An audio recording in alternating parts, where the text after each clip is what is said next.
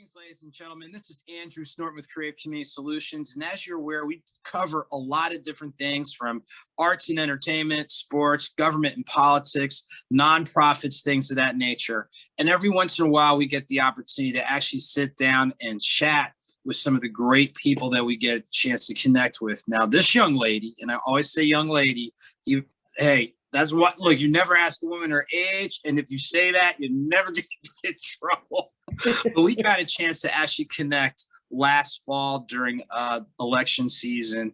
And I tell you what, I'm so glad I got the opportunity. She's really doing some great things with her nonprofit. So this is the one and only Melanated Pearl in the building. How are you doing today? I am wonderful. Thank you so much for having me. You know, I like to say, hey, world, it's your girl, Melanated Pearl, bringing that black light to things that aren't quite right. Awesome. I tell you what, that's such a great moniker. And before we get into the moving parts with your nonprofit, ongoing programs, upcoming programs, walk through with us a little bit about your journey, specifically, where you're from, and what would you say would be a pivotal moment or a couple of moments that you felt really drove you to going in the direction that you're going in? So I would say my name's Crystal Perry. And my first thing is I'm an educator, lifelong educator. I'm the mother of twins. I'm also a woman that grew up surrounded by men. And when I say that, I mean I have two brothers. I had two sons. I grew up with my father in my house. I've now been married for 21 years. So I do support and love black men. But in 2018, two things happened that jolted me. One is that both of my brothers within a week went to jail, so they were incarcerated. And it highlighted for me how much the incarceration of black men impacts black women, because immediately I saw my sister-in-law lose income, lose her partner spouse, and her life shifted for those months where he was gone. Of course, as his family, we missed him, but I thought, like this is a real loss for the black woman, that black woman, of course, being my sister-in-law. And it just really made me reflect on how often when somebody goes to jail, that person's doing the time, but we as a community serve with them. The mother's there. The that this whole thing about black men is happening, but something was occurring with black women that I felt like people were missing. And so I wanted to kind of tell that story. And so the thing that came first was the idea of Pearl. So Pearl stands for passionate, engaged, activist, resisting limits. So I've always been obsessed with pearls, the idea that something was trying to kill this oyster, but it coated it and it turned into a jewel. And when I think about the black female experience, I relate to that. Like every day it's a struggle, and you could be bitter, and you could, all these stereotypes, you could be angry, but thankfully I feel like I'm purposely positive and I take in those trials and turn them into triumph. And I noticed that black women in general like do that. But again, nobody was highlighting that. And then my father passed away in 2019. And it really was the first time that I, as a woman, I'm married, as I said, felt unprotected in the world. So it was another time that just made me reflect on a lot of women I talk to who don't know their fathers or their children's fathers. So again, there was this thing happening with black women that nobody was kind of talking about. And so that's when the melanated came. So melanin, which as you know is our skin, and in Africana studies is my background. And I don't know if people know, but black women are the only species that carries every DNA in our body. Asian, every color, every flavor that is on the earth is represented in the black female DNA. And so I thought again about this idea of the pearl, because if you go back to revolutions and anything that's happened, black women were there with the feminist movement. And it was like there, but nobody is talking about black women. And so when Melanated Pearl came together, it was truly, which is why I say bringing that black light to things that aren't quite right, because I want to encourage women to shine, but specifically the things, those dark issues that we don't talk about, I want to highlight them, but not for judgment, but for empowerment. So our mission is to educate, uplift, and empower. And we use education knowledge platform to basically uplift Black women and their experiences to empower them to take control of their lives. And I'm glad you walked through that with us, because a lot of times one of the more powerful words out there is narrative. And you're talking about stories of impact. And just like you said before, stories that don't always get told. And it's about bringing awareness. And when people have awareness and a point of reference, you can build. And like the adage says, build as we climb. So that way you're not only able to build Black women, but that's also Black communities, Black families, things along those lines. So that whole mantra of build as we climb was something that I was really hearing during that entire walkthrough. With what you just said, when you support Black women, you support the community, because guess what? As an educator, you know, if mom comes, mama bear, Black women gonna protect their children, right? And as our men are incarcerated, we're gonna take up for our men, because these are our uncles, our fathers. And so it's really, if what would happen if we actually took care of Black women who are taking care of everyone else. You made a very valid point, because even like you said before, in my time in education, that's who you'd see. And even in nonprofit, that's who you'd see. And it's not to say there aren't other presences there, but again, like you said, if we better support and supplement in one area, it's going to filter into so many other different areas. And I know we use win-win in business, but it's a win-win for the community and win-win for families. Definitely. Walk us through, under the umbrella of Melanated Pearl, what are some of the key services and access to resources and opportunities that are provided? So a couple of things. One, we try to be a financial bridge. So, and I use the word bridge because all of us have had a shortcut, you know, something, you are meeting an accident. Now, you know, you need $500 to get your deductible. And most people, again, we're coming out of pandemic, but even pre-pandemic, most working people don't have $500 on hand. So you might get a payday loan again. And so now, because you got to get to work. And so we had so many people getting trapped in certain systems of financial bank, then you don't pay that back. And now you don't realize the effects. And so what I realized was that there was a need for financial education, but also financial bridges. So one of the things is we did an N for 10, the idea that, you know, you can contribute $10 to our nonprofit. We put it into a secure fund and people can apply for a bridge up to $250. So that's how we initially started. And this was being pre-pandemic. Another service is that we service women who experience homelessness with feminine hygiene products. People do not realize this, but even in a homeless shelter, feminine hygiene is not a guarantee. Even though every person who identifies as female, something happens once a month to every person who's assigned female at birth. And when I found out that women were supplementing with socks, with newspapers, and then again, you think about these people don't have insurance. When you're inserting something into your body, then that should not be there. It's a foreign object. You're creating medical issues. And how can we literally just provide feminine hygiene and that alone would keep people safe.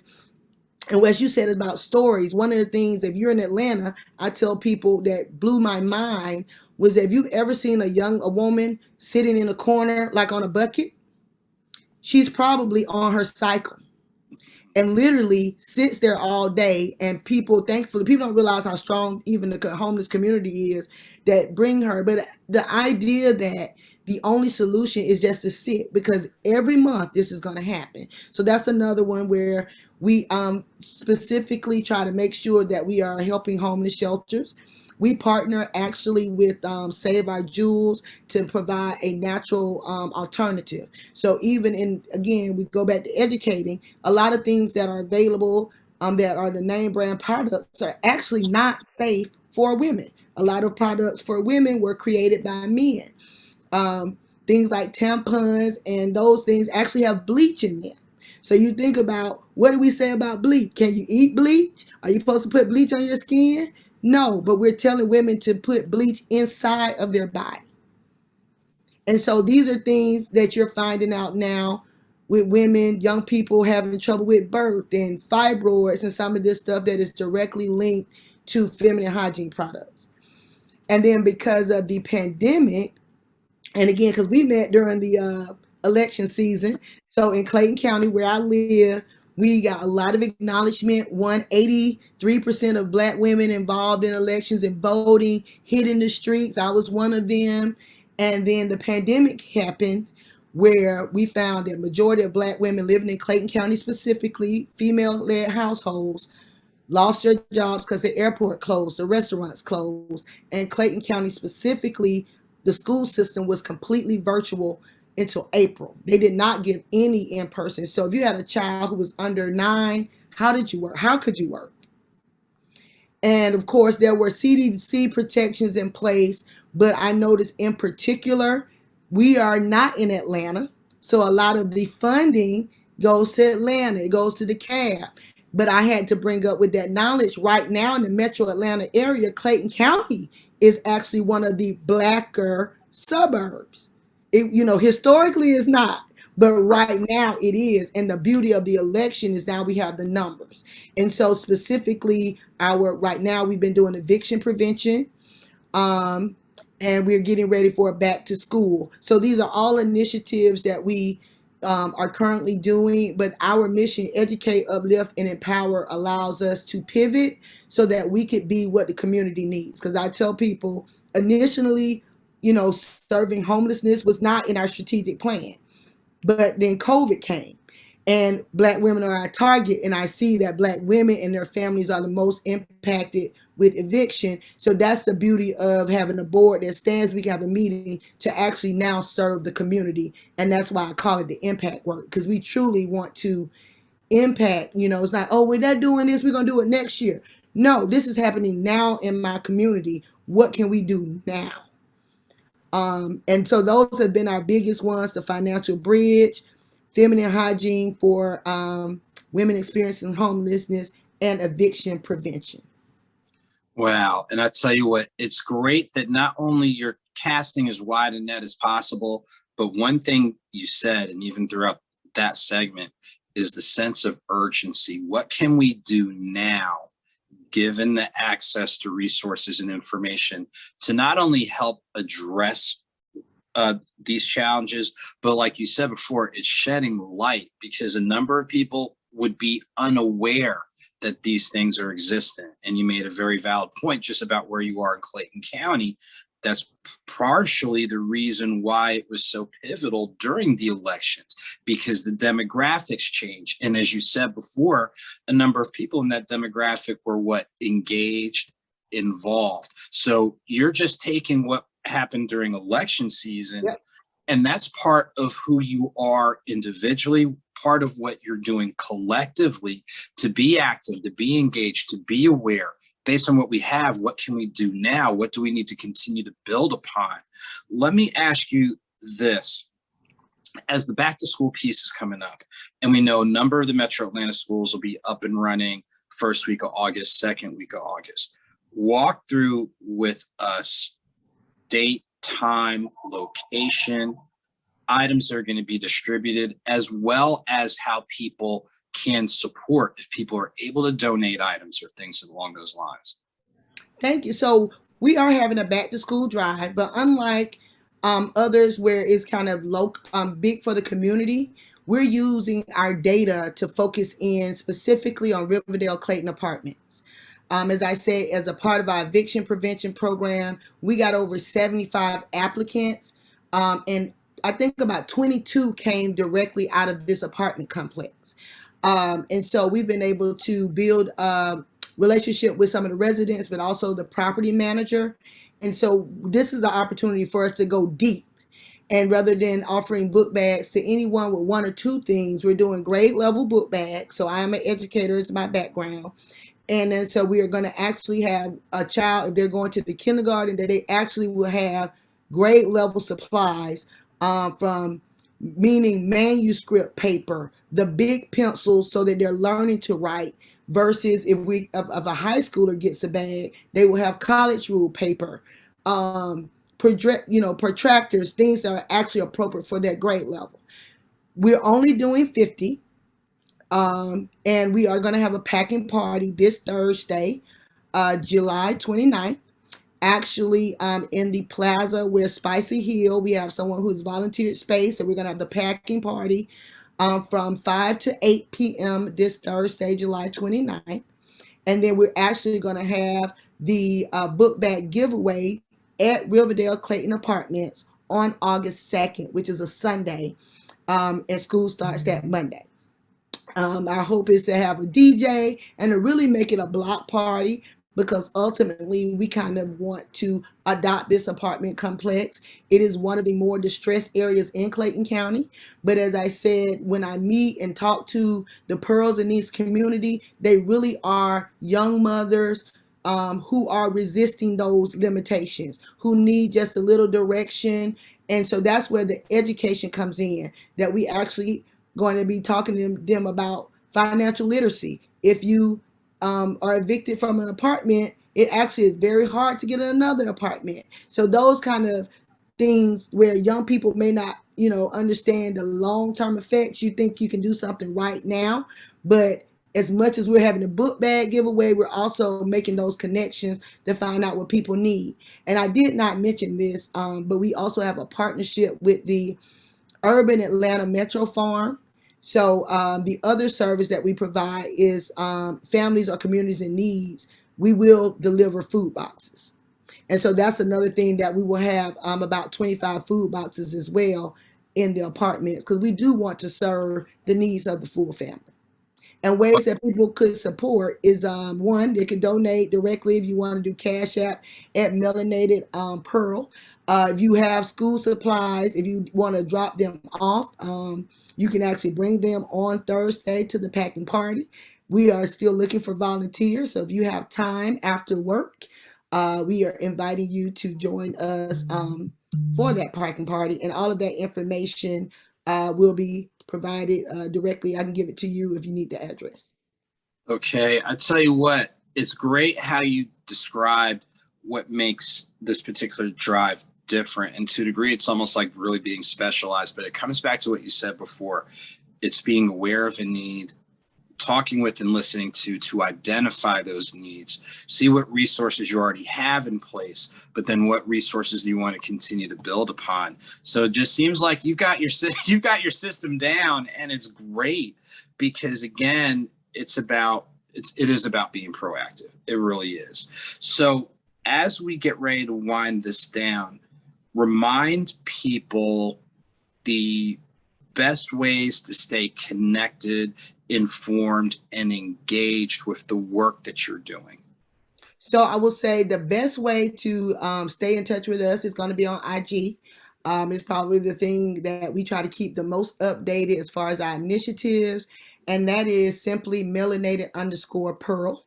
The wonderful thing about melanated is that it's still unique enough that for the most part, if you Google us, you can find that pearl out there on the internet. But the other thing I would say, Facebook, we are on all the social media platforms, not TikTok. I'm not a TikToker, y'all. But in all of those things that you ought to be able to directly connect with us. And I am one. Me and my board chair have everything's on our phone, so somebody will get it back with you within 24 hours. Awesome.